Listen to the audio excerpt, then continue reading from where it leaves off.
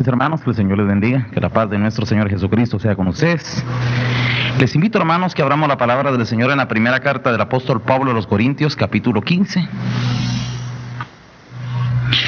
Primera Corintios, capítulo 15, vamos a leer del verso 51 al verso 58.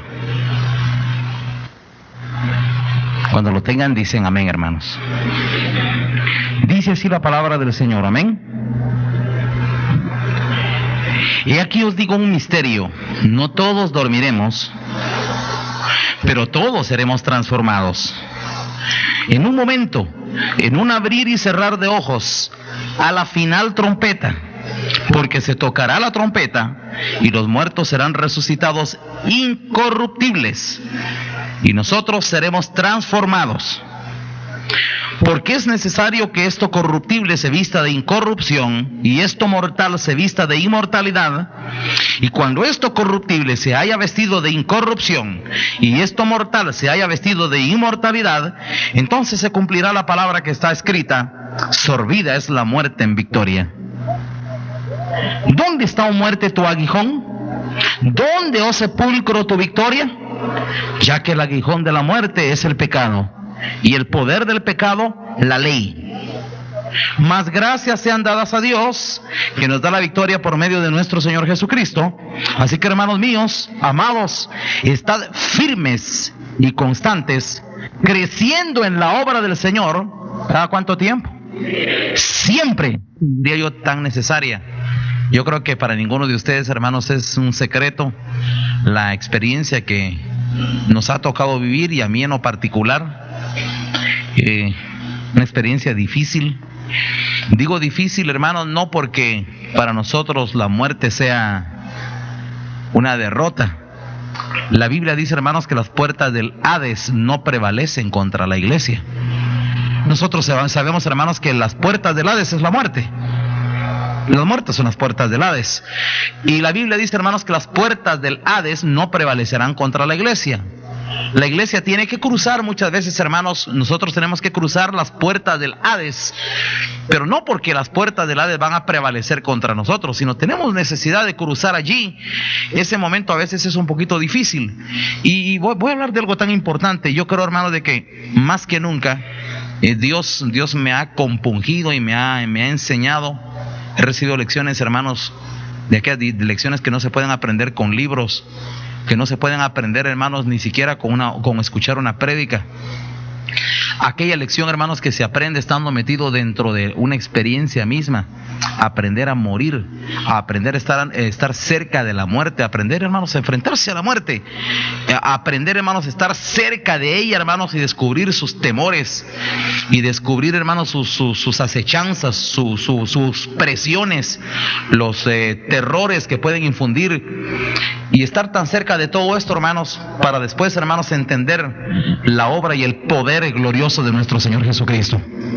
Yo diría algo, hermanos: mucha gente, aún siendo cristiana, hermanos, de veras preparada para la muerte no está.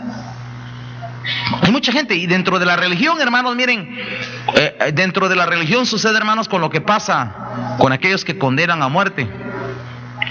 Y hasta que sabe que va a morir andan llamando por ahí a un religioso, a un ministro religioso, para que lo vaya a dar un auxilio ahí emergente, para que se prepare en últimas instancias, o para poder hacerle salvo en cuestión de minutos, ¿eh?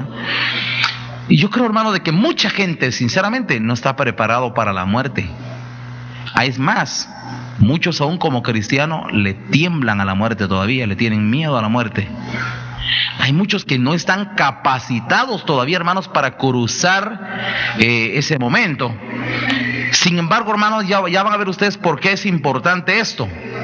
La mejor muestra, hermano, de que Dios está en nosotros y que el poder de Dios, hermanos, se ha manifestado en nosotros, es porque sentimos una victoria real contra el poder de la muerte.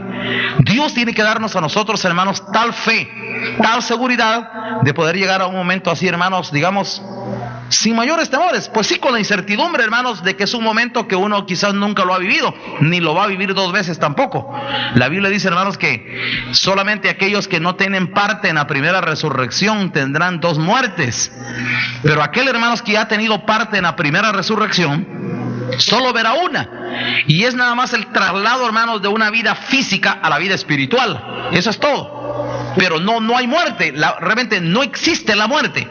Para un hijo de Dios, hermano, lo que existe nada más es un traslado. Nos trasladamos de una vida física a un reino espiritual. Es un momento, hermanos, de transición. Es un momento, hermanos, difícil quizás. Repito, hermanos, porque uno no se ha enfrentado a él.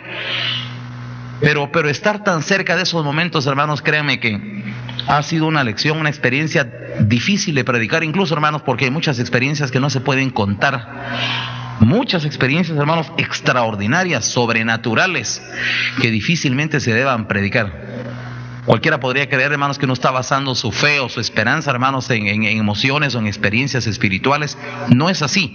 Nuestra experiencia, hermanos, nuestra prédica está basada, hermanos, en la doctrina bíblica, en la doctrina de nuestro Señor Jesucristo. No por eso, hermanos, descartamos que hay cosas extraordinarias en todo esto. Sin embargo, hermanos, hay algo muy importante en esta noche y sobre esto voy a hacer mucha conciencia en esta noche. Dios, hermanos, a cada uno de nosotros nos ha traído, hermanos, por un camino donde la muerte debe ser, hermanos, algo con lo cual nos debemos de familiarizar. Óigame esto, hermanos, esto es importante. El apóstol Pablo, hermanos, decía, llevando por todas partes la muerte de Jesús. Fíjense, hermanos, que cuando nosotros participamos continuamente en la Santa Cena, ¿saben ustedes qué le celebramos a Jesús? Su muerte. El Señor dijo, todas las veces que comierais de este pan y bebierais de esta copa, la muerte del Señor anunciáis, pero no con la boca, sino con su vida misma. Quiere decir, hermanos, que nosotros debemos ser portadores de la muerte de Jesús. Solo con el hecho, hermanos, de que alguien como cristiano que le ha creído al Dios su mensaje, que ha entendido, hermanos, en qué consiste el Evangelio, que entiende perfectamente, hermanos, qué es el Evangelio de nuestro Señor Jesucristo, viene, hermanos, y agarra su cruz cada día. Imagínense, hermanos, que eso fue lo que dijo, eso fue lo que el Señor Jesucristo aconsejó. ¿Quiere seguir alguno en pos de mí? Entonces dijo, niéguese, tome su cruz. ¿Cada cuánto dijo? Cada día. Entonces, hermanos, quiere decir que cada día uno debe de morir. Cada día, hermanos, usted debería renunciar a esta vida. No sé si me lo está comprendiendo, hermanos. Cada día usted debiera. No sé si lo hace. Pero sinceramente, hermanos, ¿usted debería estar dispuesto a partir hoy? ¿O no? Imagínense que el Señor le diga a usted, hoy, prepara tu casa porque hoy te llevo. Usted debería estar preparado para irse hoy. ¿Por qué? Porque usted agarró su cruz y estuvo dispuesto a morir hoy. Pero imagínense, hermanos, que usted tenga tantos valores aquí en la tierra. Cuando alguien tiene tantos valores, aquí ha echado muchas raíces, hermanos, ya tiene tantas cosas que le importan mucho. Y entonces, hermanos, por eso es que hay gente que le tiene miedo, le tiene pavor a la muerte, le tiene pánico a la muerte. Y le tiene pánico y pavor a la muerte, hermanos, porque sencillamente ha echado muchas raíces, tiene tantos valores, tiene tantas cosas que todavía para él tienen demasiada importancia. Entonces, por eso, hermanos, es que pensar en la muerte le aterroriza. Pero el Señor Jesucristo, hermanos, admirablemente, fíjense, hermanos, que el Señor Jesucristo hablaba de su muerte continuamente. Es más, usted podrá decir, mejor no hablo de la muerte, no sea que de repente me ocurra por estarla mencionando. Mire, esas son puras sugestiones. Nuestro Señor Jesucristo hablaba de su muerte, hermanos, y la decía. Y el apóstol Pablo también hablaba de su muerte. Él decía, hermanos, miren, y ojalá y Dios me concediera, que el Señor me conceda ser semejante a Él en su muerte, decía. Pero no hablaba, hermanos, de su muerte física. El apóstol Pablo, hermanos, estaba hablando de esa muerte que Jesucristo ya era portador de ella. El Señor Jesucristo, hermanos, era portador de una muerte por lo cual Pablo decía ser semejante a Él en esa muerte. Y su muerte era su renuncia a este mundo. La Biblia, hermanos, cuando habla de la muerte, que nosotros, hermanos, debemos de ser portadores de ella, no está hablando, hermanos, de que usted se va a morir. La palabra del Señor, hermanos, habla de la muerte, que es la renuncia, hermanos, a las cosas de esta vida, a todas las cosas de este mundo. En el momento, hermanos, en que a usted realmente ya no le importa nada, no le importa el dinero, no le importa padre, madre, mujer, hijos, ni esta vida, nada, sino que a usted le importa a Dios y tiene a Dios, hermanos, como lo más valioso de su ser. No sé si me comprende. Y si Dios es para usted lo más valioso de su ser, mi pregunta es, ¿no querría estar ahorita con Él? ¿Ah? Y si quisiésemos estar con Él, entonces, hermanos, quiere decir que la muerte ya no nos importa. Fíjense, hermanos, que Pablo, ¿saben qué dijo Jesús? Cuando a Jesucristo, hermanos, le llegó el momento de enfrentar la cruz, dice la palabra de Dios, oiga esto, hermanos, por el gozo puesto delante de Él, dice, padeció la cruz y menospreció lo oprobio, dice. ¿Y cuál era el gozo que estaba puesto delante de Él, hermanos? Dios, el reino, todo aquello, hermanos, a lo que se había preparado. Y dice, hermanos, que por ese gozo que fue puesto delante de él, padeció la cruz y menospreció lo oprobio. No le dio importancia a lo oprobio.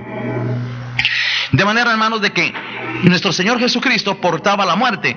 Repito, hermanos, no hay momento más duro para una persona, hermanos, morir cuando tiene demasiado vida carnal.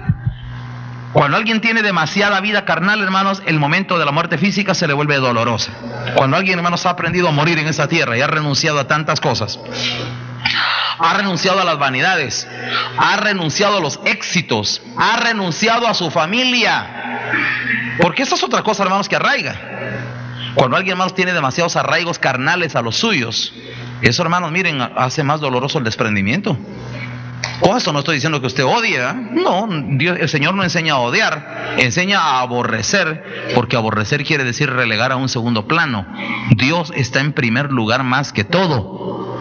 Después de eso, hermanos, que entren en nuestros aprecios, en nuestros valores, que entren otras cosas, pero Dios va en primer lugar. Pero de veras debe serlo, hermanos, así de hecho, no de palabra. Es que no es lo mismo, hermanos, que uno diga que ama a Dios, que cuando Dios a uno, hermanos, ya se lo pone a uno frente a sus ojos. Bueno, aquí toma la decisión, pues. Pero todo esto es tan importante. Dios, hermanos, demanda de nosotros que Él ocupe un valor, hermanos, el valor más especial, el valor más grande, el valor, hermanos, que supere cualquier otro valor que nosotros tengamos. Dios, hermanos, debe de serlo todo. Cuando Dios, hermanos, se vuelve todo, lo más valioso, lo más grande, Él, su reino, su palabra, todo, y nosotros creemos en su justicia perfecta, recta, cabal. Cuando nosotros empezamos a conocer a Dios así, hermanos, nos empezamos a dar cuenta, hermanos, que lo demás no tiene valor. Si es así, hermanos, entonces la muerte, hermanos, cada vez comienza a perder su efecto de temor. Yo quisiera que abriéramos ahí en el libro, sin perder aquí, hermanos, voy a regresar aquí, pero yo quisiera que viéramos en el libro de Hebreos. Ya van a ver ustedes, hermanos, cuál fue una de las importantes misiones que trajo nuestro Señor Jesucristo. Hebreos, amén. Miren, hermanos, cómo dice en el capítulo 2.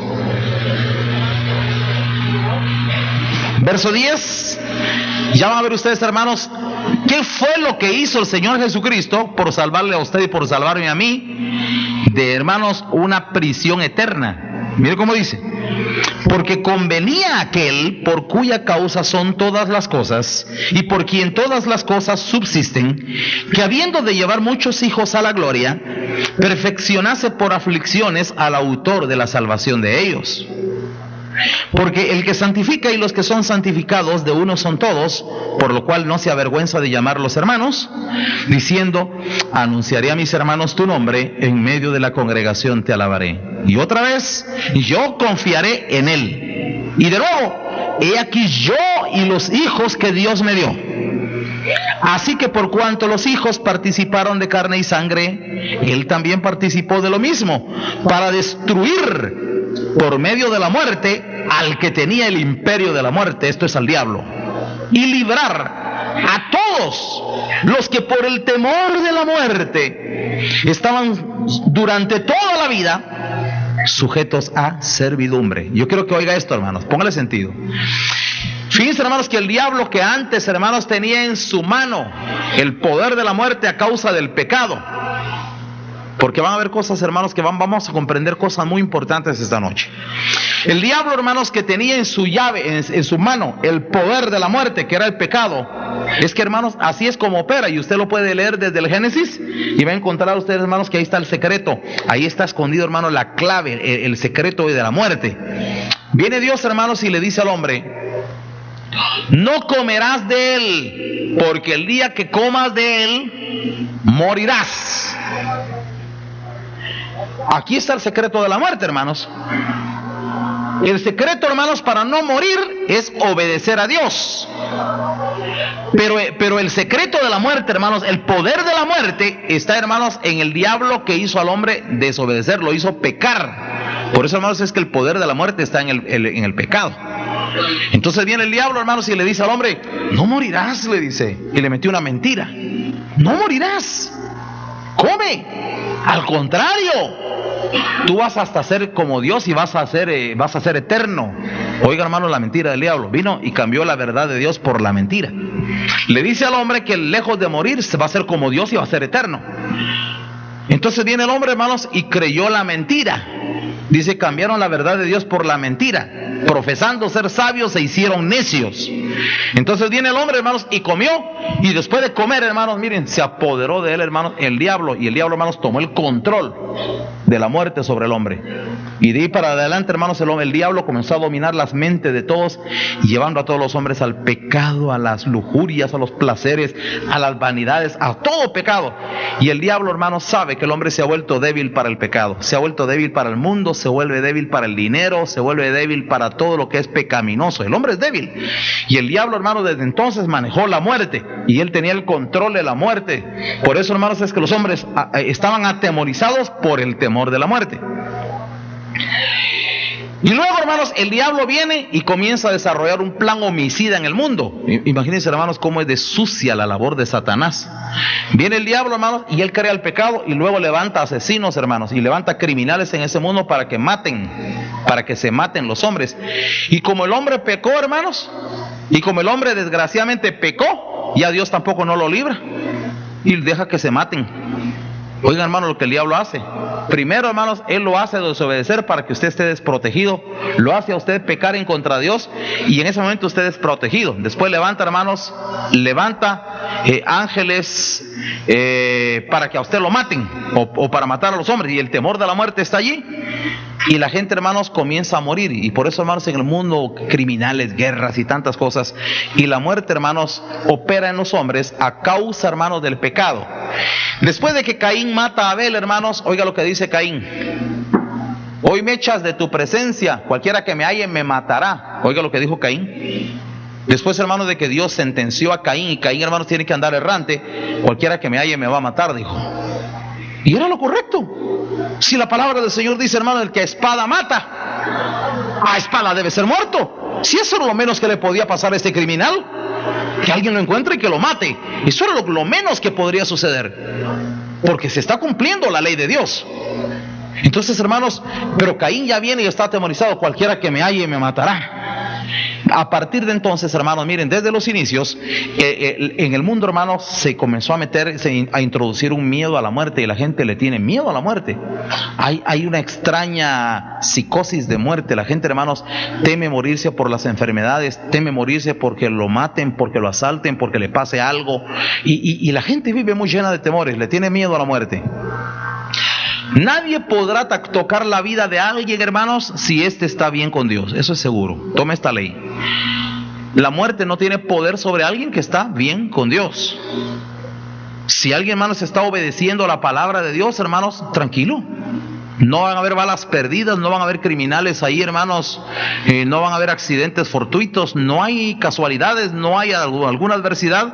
La protección de Dios está allí, hermanos, y eso téngalo usted seguro. Las Sagradas Escrituras dicen así: ¿quién será aquel que os haga mal si vosotros seguís el bien? Entonces ahí está la condición.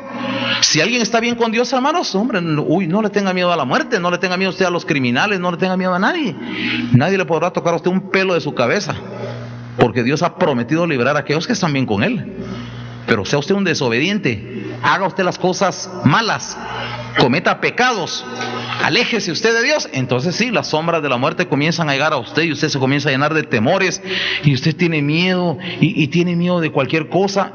Imagínense que la otra vez aquí había una persona que tenía tanto psicosis de muerte, mis hermanos, que miren, cualquier cosita, cualquier enfermedad que miraba por ahí, él sentía como que ya la tenía él. Y le entraba un pánico y cada rato, y por favor, y pidiendo oración, pero por cualquier cosita. Por ahí comenzaban alguna cuestión, epidemias, y él sentía que tenía cólera, él sentía, mire, cualquier cosa. Él todo lo convertía en una enfermedad fatal para su vida. Y él ya trataba de percibir sombras de muerte en cualquier cosita. Lógicamente, hermanos, uno entiende que cuando alguien, hermanos, tiene una forma de pensar o tiene temores de ese tipo, uno dice, pecado hay, no hay para dónde. Ni modo que va a venir a decir, no, yo estoy bien, estoy a cuentas. No. Miren, hermanos, si alguien es honesto, debe descubrir sus males y no tratar de justificarlo, porque cuando alguien, hermanos, se ha alejado de los males de su vida, el temor de la muerte se va. Eso téngalo usted seguro. El que ha alejado el pecado, el que ha alejado los males de su vida, hermanos, ya temor a la muerte no debe de tenerle, porque se van. Créame que las sombras de la muerte, los temores y de sombra de muerte se retiran. Miren, la palabra del Señor da muchas enseñanzas al respecto, pero me gustaría que viéramos, hermanos, ahí en Proverbios capítulo 3. Vamos a leer algunas de ellas, no todos, esto es muy amplio, hermanos. Vean, hermano, lo que dice en el capítulo 3, amén, verso 1. Proverbios capítulo 3, verso 1, dice: hijo mío, oiga el consejo de la palabra de Dios, hermanos. Hijo mío, no te olvides de ¿qué? De mi ley, y tu corazón, ¿qué dice? Guarde mis mandamientos, porque largura de días y años de vida y paz te aumentarán. ¿Qué se necesita entonces, hermanos, para que haya largura de días y años de vida y paz? ¿Qué se necesita? ¿Qué es lo que dice la Biblia que se necesita? Hermanos, que la ley de Dios esté ahí bien puesta, que no se olvide usted de la ley de Dios, que no se olvide de la palabra. Y aparte de eso dice que guarde usted en su corazón sus mandamientos, que obedezca la palabra de Dios. Entonces, ¿qué va a suceder? Largura de días y años de vida y paz se le van a aumentar. Ese es el consejo de la palabra de Dios. Vuelvo a repetir, hermanos, porque mucha gente hoy, hermanos, que se llama cristiana, no está preparada para morir, de veras. Le aseguro, hermanos, que si Dios tuviera que decirle a alguien, hoy te preparas, mire, le comienza a entrar, hermanos, un estado de miedo, de temores, de incertidumbre y muchas cosas más. Usted y yo, hermano, deberíamos de estar preparados cada día. Usted no sabe cuándo Cristo va a venir tampoco, pero no importa si viniese hoy. Mi pregunta, hermanos, es: ¿estar preparados para la muerte es lo mismo que estar preparados para el rapto? No sé si me comprenden, hermanos. Porque el rapto, hermanos, significa la transformación. Usted tiene que dormir así, en un abrir y cerrar de ojos, dice la palabra. Usted, hermanos, pierde la existencia física para una carne mortal y de es revestido, hermanos, inmediatamente por un cuerpo nuevo y por una carne inmortal. Así va a ser el rapto. Va a ser un instante, un abrir y cerrar de ojos. Algo, hermanos, algo indescriptible, hermanos, algo extraordinario. La palabra del Señor, hermanos, este hecho lo anuncia tan claramente en las Escrituras. ¿Cómo va a suceder todo aquello? Va a ser en un instante extraordinario. Eso no lo vamos a hacer nosotros, lo hace Dios, hermanos. Esto es algo increíble, extraordinario. Pero es que el Señor, hermanos, ha realizado una victoria.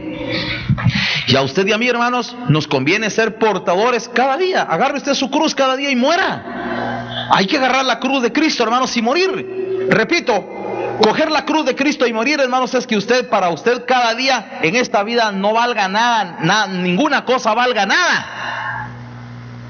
Lo único que tiene que tener valor para usted es Dios, hermanos. Dios y su prójimo que tiene a la par, ¿ya? Y nuestro prójimo. Y prójimo, hermanos, son los que están dentro de la iglesia, no los que están en la calle. Eso ya lo expliqué la otra vez y no voy a ahondar en ese detalle.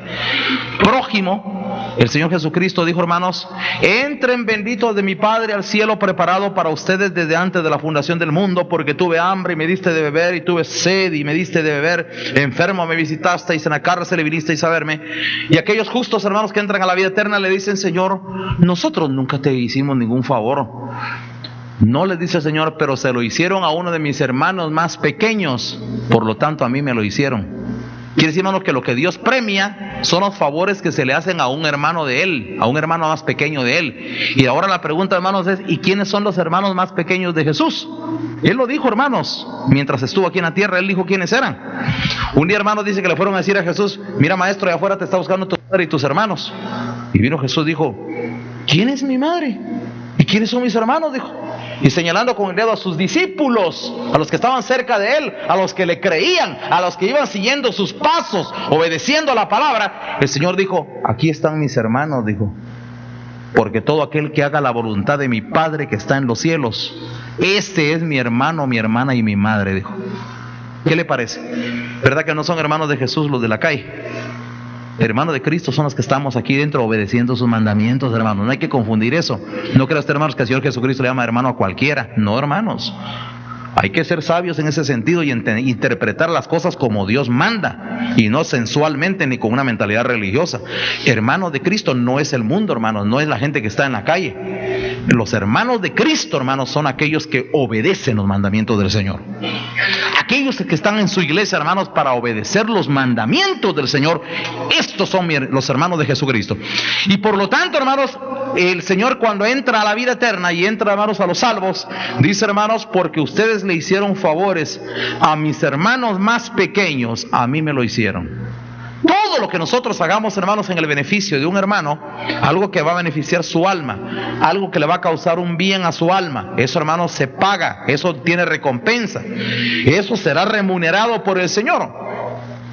Pero mientras estamos aquí en la tierra, hermanos, usted y yo, desde que amanece, hermanos, miren, usted, si quieren, aún mientras duerme, hermanos, usted aprovechamos nuestro descanso, hermanos, para que Dios nos siga aconsejando, como decía David, aún mientras duermo me aconseja mi conciencia, dice.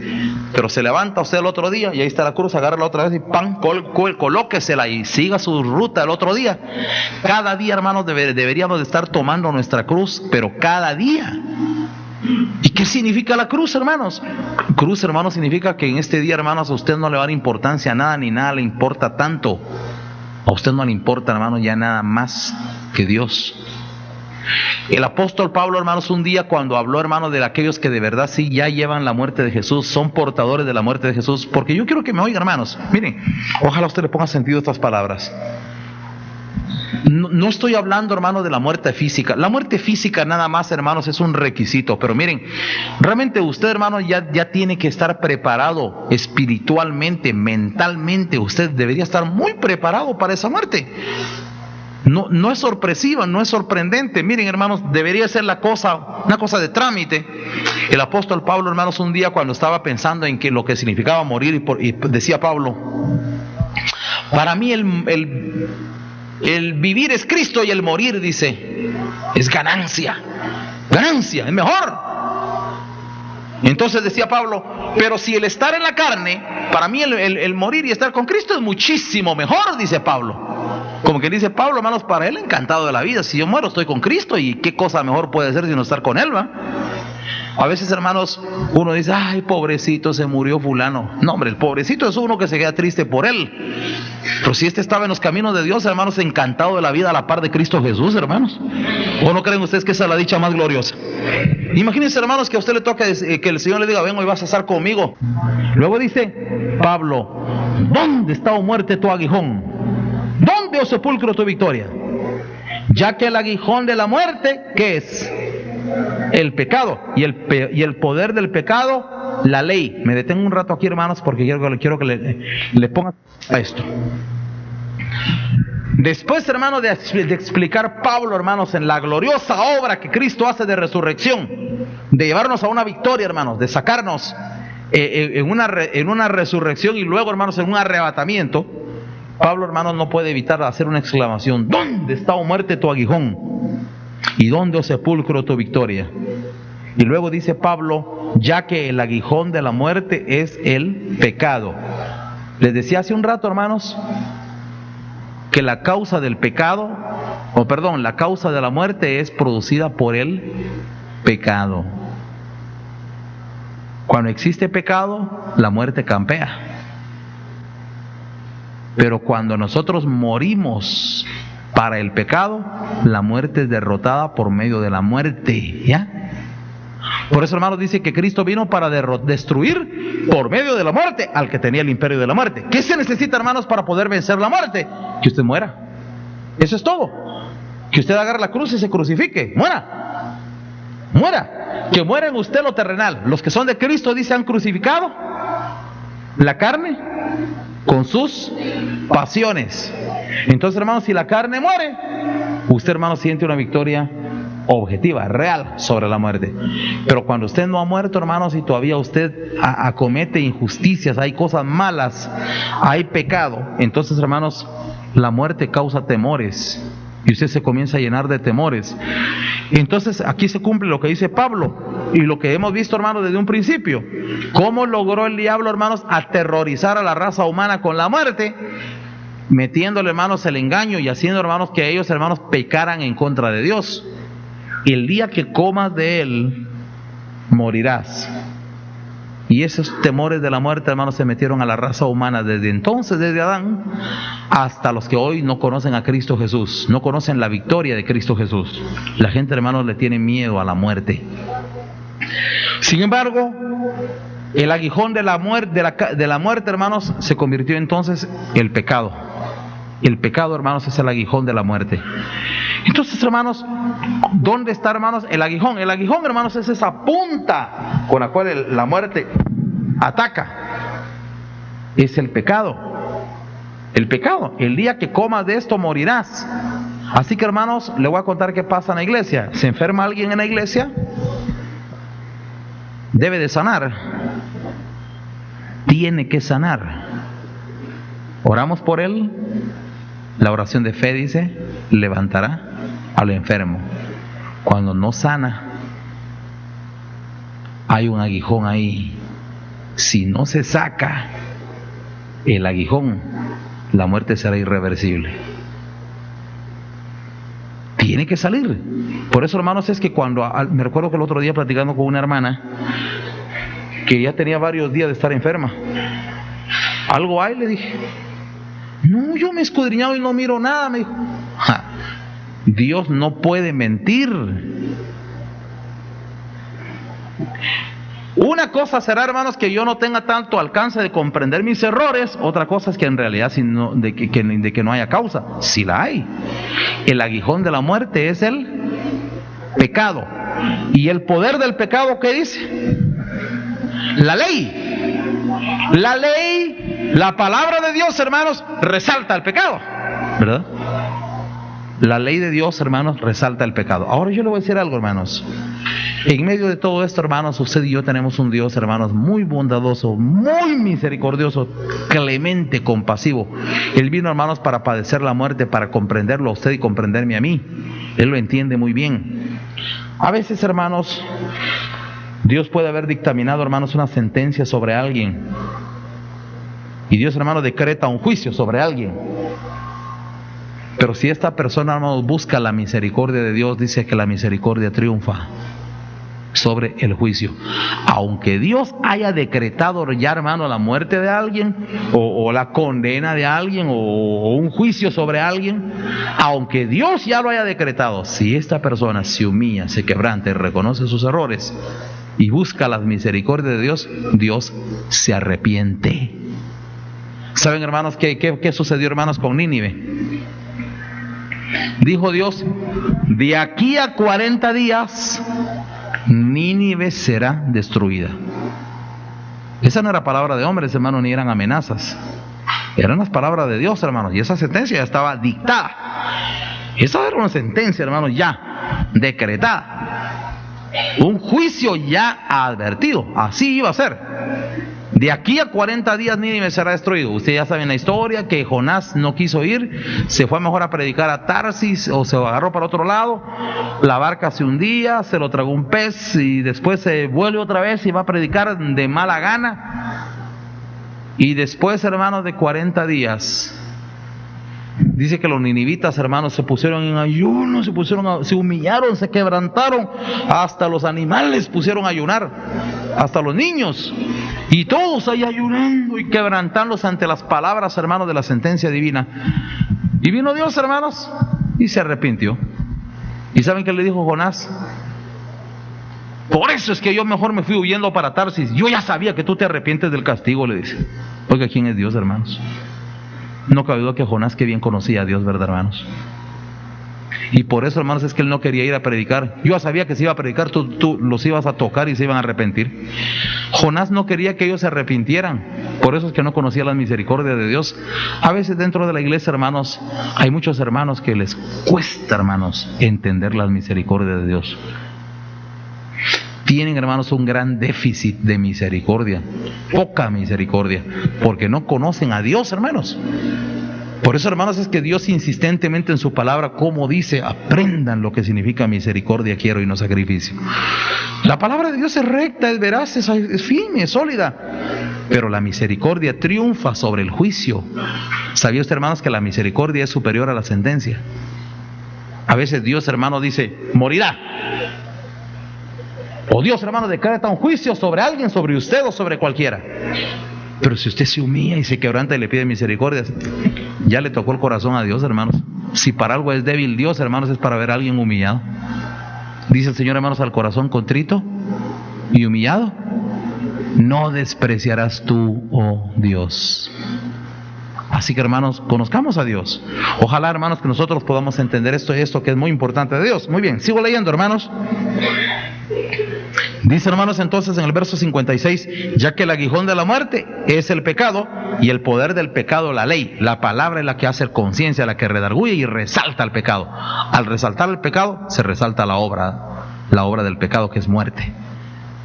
Por eso, hermanos, es que cuando Adán pecó, no crean ustedes, hermanos, que el otro venía con las grandes ganas de arrepentirse. No.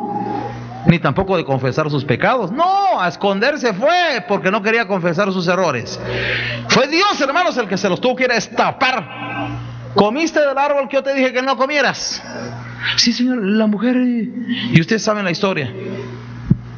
Ahora, de todas maneras, hermanos, debe de quedar claro de que Adán y Eva, aunque Dios los tuvo que presionar, hermanos, sí hubo un arrepentimiento en ellos. Por eso, hermanos, es que Dios los vistió con pieles. Si no hubiese habido un arrepentimiento, Dios no los viste con pieles, pero el Señor los perdonó. Y era necesario, hermanos, que Dios los perdonara, porque si Adán y Eva hubieran sido condenados, hermanos, mi pregunta es: ¿quién se salva entonces? Nadie. Porque en su condenación hubieran arrastrado, hermanos, a la raza humana que estaba dentro de sus lomos. Sin embargo, hermanos, Dios los perdonó, los vistió con pieles, y de ahí nació Abel. Primero nació Caín, que fue el fruto del pecado, de la pasión de ellos, y luego viene Abel, que es el que nació después como fruto del arrepentimiento de ellos. ¿Ya me comprenden, hermanos? Abel es el resultado después de una vida ya arrepentida. Caín es el fruto del pecado. Pero Dios, hermanos, fue tan misericordioso que los perdonó, les hizo conciencia, pero eso sí, la palabra que Dios les fue a dar, que hizo, hermanos, resaltó el pecado para que obrara la muerte sobre ellos. ¿Comieron del árbol que yo les dije que no comieran? Señor, la mujer que tú me diste, ¿comiste del árbol? La serpiente. Y cada quien, hermanos, comienza a echarse las culpas, y nadie quiere ser humilde, nadie quiere reconocer sus errores. Muy bien, el Señor, hermanos, los echa, los tiene que echar fuera del huerto. Y ustedes saben, hermanos, que la muerte se cumplió en ellos, muerte espiritual, aunque el arrepentimiento que ellos tuvieron posteriormente no hizo que no obrara una muerte física sobre ellos, sino que aún continuaran viviendo físicamente. Pero la palabra del Señor dice, hermanos, que el poder de la muerte es el pecado. Quite usted el pecado, hermanos, y aleje las sombras de la muerte. Quite usted el pecado y aleje las enfermedades. Muchas veces cuando Jesús andaba predicando, hermanos, el Señor muchas veces decía: hija, tus pecados te son perdonados. Y fíjense, hermanos, que el Señor primero perdonaba pecados y después la sanidad venía como efecto de eso. Un día le mostraron a un paralítico, y el Señor dijo: hijo, tus pecados te son perdonados. Y comenzó la murmuración entre la gente: ¿y ese quién se cree que es para estar perdonando pecados? Y el Señor Jesucristo le dijo: ¿qué es más fácil decir? ¿Tus pecados te son perdonados? O levántate, toma tu lecho y anda. Pues para que ustedes vean, les dijo, que el Hijo del Hombre tiene facultad para perdonar pecados, le dijo al paralítico: levántate, toma tu lecho y vete a tu casa. ¿Qué dio a entender Jesucristo con esa doctrina, hermanos? Que la sanación de su cuerpo enfermo tenía como prerequisito que sus pecados les fueran perdonados. ¿Ya me comprenden, hermanos? Entonces, hermanos, quiere decir que el poder del pecado, hermanos, nos lleva a nosotros a la muerte. Pero si nuestros pecados son perdonados, el Señor nos libra, nos perdona. Muy bien. Me gustaría, hermanos, rápidamente, yo no sé si va a haber tiempo para ver todo esto, pero hay algún pasaje muy interesante aquí en 2 Corintios, capítulo 4. Aquí Pablo, hermanos, habla de ese momento que tenemos que estar preparados. Uno tiene que estar preparado, hermanos, para enfrentarse a un momento crucial como lo es la muerte. Entonces dice, hermanos, en el verso 16, 2 Corintios 4, 16, dice: por tanto, dice Pablo, no desmayamos. Antes, aunque nuestro hombre exterior se va desgastando, el interior, no obstante, se renueva de día en día. Dentro de nosotros, hermanos, se ha formado un nuevo ser, que es el hombre nuevo. El hombre nuevo no es el de afuera. El hombre nuevo, hermanos, es el que está operando ahí dentro de nosotros. Es el que piensa en Dios, el que ama a Dios, aunque este cuerpo, hermanos, tiende todavía a la carne, tiende a las cosas malas, pero el de adentro no. El de adentro tiende a Dios y quiere a Dios por encima de todo lo demás. Porque esta leve tribulación momentánea, dice Pablo, produce en nosotros un cada vez más excelente y eterno peso de gloria. No mirando nosotros las cosas que se ven. Como quien dice, hermanos, aunque estamos aquí en la tierra, uno debe de procurar no estar mirando, no mirar lo que se ve. Parece raro este tipo de consejos, ¿verdad? Dice Pablo, no mirando nosotros las cosas que se ven, sino las que no se ven. Usted, hermanos, aquí debería de ejercitarse para mirar lo que no se ve. Oiga lo que dice Pablo. Dice que uno, hermano, debe de ya no mirar lo que se ve, sino procure mirar lo que no se ve. Y mi pregunta, hermanos, es ¿y qué es lo que no se ve? Pues lo que no se ve, hermanos, es a Cristo Jesús. Lo que no se ve es a Dios. Lo que no se ve es el reino. Lo que no se ve, hermanos, son los redimidos, los justos, los salvos. Eso no se ve, los ángeles no se ven, pero usted procure verlos, procure. Mire, por eso dice, hermanos, no mirando nosotros las cosas que se ven, sino las que no se ven. Pues las cosas que se ven, ¿qué son? Temporales, pero las que no se ven son eternas. Luego dice Pablo, porque sabemos que si nuestra morada terrestre, está hablando de su cuerpo, de este que tenemos ahorita, hermanos. Sabemos que si nuestra morada terrestre, este tabernáculo, se deshiciere, ¿qué tenemos? Tenemos de Dios un edificio. Oiga, hermanos, ¿cómo compara Pablo, hermanos, esta morada terrestre? En otras palabras, hermanos, aunque esta nuestra champa, es como que estuviera diciendo así el apóstol Pablo, aunque esta nuestra champa se deshaga, de Dios tenemos un edificio, dice. Está comparando, hermanos, que la gloria del cuerpo nuevo, nada que ver con este miserable que tenemos hoy. Está haciendo Pablo una comparación, hermanos, grandísima. Miren qué hermoso es esto. Por eso dice Pablo, hermanos, porque sabemos que si nuestra morada terrestre, este tabernáculo, se deshiciere, tenemos de Dios un edificio, una casa no hecha de manos. ¿Y cómo va a ser? Eterna en los cielos. Y por esto también gemimos, como que dice, ya la estamos pidiendo, deseando ser revestidos de aquella nuestra habitación celestial. Pues así seremos hallados vestidos, y no ¿cómo? Y no desnudos. Porque asimismo los que estamos en este tabernáculo, oiga, ¿qué diferencia hay entre un tabernáculo y un edificio? Un tabernáculo, hermanos, es una cosa así, una tienda de campaña, es una champa, ¿va? Ahorita andamos en un tabernáculo, hermanos. Esa es la mejor comparación, hermanos, pero lo que Dios tiene de nosotros, hermanos, es un edificio. Por eso dice, asimismo los que estamos en este tabernáculo, estoy leyendo el verso 4, gemimos con angustia porque no quisiéramos ser desnudados. Es que, hermano, la muerte como que lo desnuda a uno. Y como que es que lo que sucede, hermanos, es que los que duermen ahorita en el Señor se quedaron desnudos por un rato. Eso es lo que sucede. Mientras que se les da el edificio nuevo, quedaron desnudos por un rato. Entonces Dios, hermanos, ha creado un lugar que se llama el paraíso, donde van a estar desnudos por un rato, pero no desnudos, o sea, en el sentido, hermanos, siempre hay un albergue, ¿verdad? Pero todavía no es el eterno. Ahí están en descanso y en felicidad y en paz, pues, por supuesto. Pero miren cómo dice, hermanos, porque asimismo los que estamos en este tabernáculo gemimos con angustia porque no quisiéramos ser desnudados, sino revestidos para que lo mortal sea absorbido por la vida. Mas el que nos hizo para esto mismo es Dios, quien nos ha dado las arras del Espíritu. Así que vivimos confiados siempre, y sabiendo que entre tanto que estamos en el cuerpo, ¿cómo estamos? Ausentes del Señor, porque por fe andamos, no por vista. Pero confiamos, y más quisiéramos estar ausentes del cuerpo. ¿Y qué? ¿Qué? ¿Le tenía miedo Pablo a la muerte, hermanos? Oiga que lo que dice Pablo, quisiéramos estar ausentes del cuerpo y presentes al Señor, dice.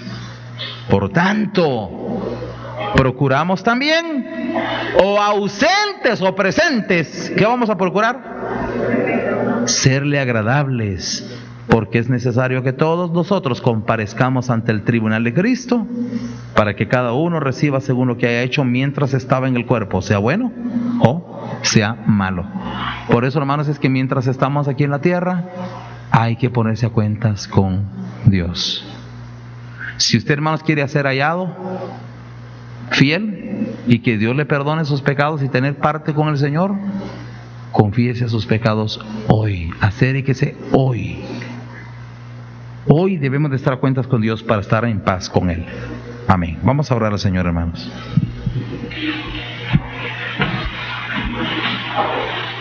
Si Dios le haya hablado a alguien en esta noche y quiere acercarse ante el Señor, yo le invito a que venga, que se acerque ante el Señor. Usted mejor que nadie sabe cómo es su vida delante de Él.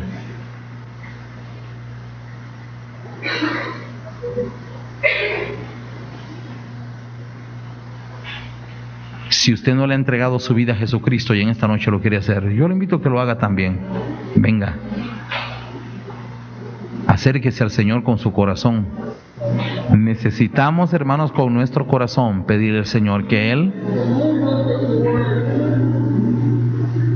hermanos, nos prepare